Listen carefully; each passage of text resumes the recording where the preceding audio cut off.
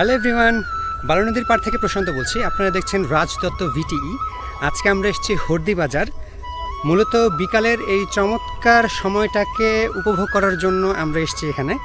এখন আমরা আছি বালু নদীর ঠিক পাড়ে। দেখেন, শীতের সময় হওয়াতে এখানে কিন্তু নদীতে পানির প্রবাহ এখন ক্ষীণ, পানি একদম কমে গেছে, তারপরেও দেখতে ভালো লাগছে।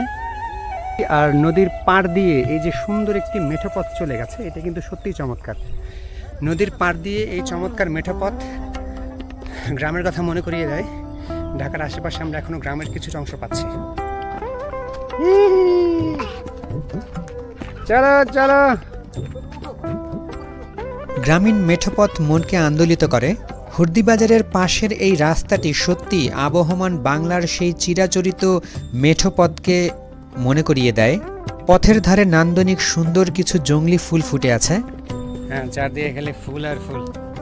দুপাশে জংলি ফুল, একপাশে কলা গাছের সারি। মনে হচ্ছে যেন সত্যিই গ্রামে চলে এসেছি।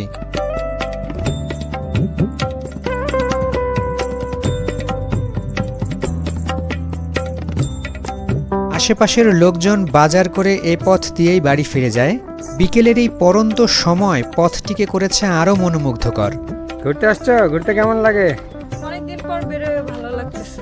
কোন দিকে গাছ আছে? ওই দিকে দেখো না, ওই গাছটা। এই যে সোজা। আমরা এই পথেই আবার রওনা দিয়েছি হর্দি বাজারের দিকে। সত্যি বলতে আজকে আমরা বাজার ঘুরে দেখার উদ্দেশ্যে আসিনি। আমরা এসেছি বালু নদীর পাড়ে একটু নিরিবিলি গ্রামীণ পথে হাঁটাচলা করার জন্য।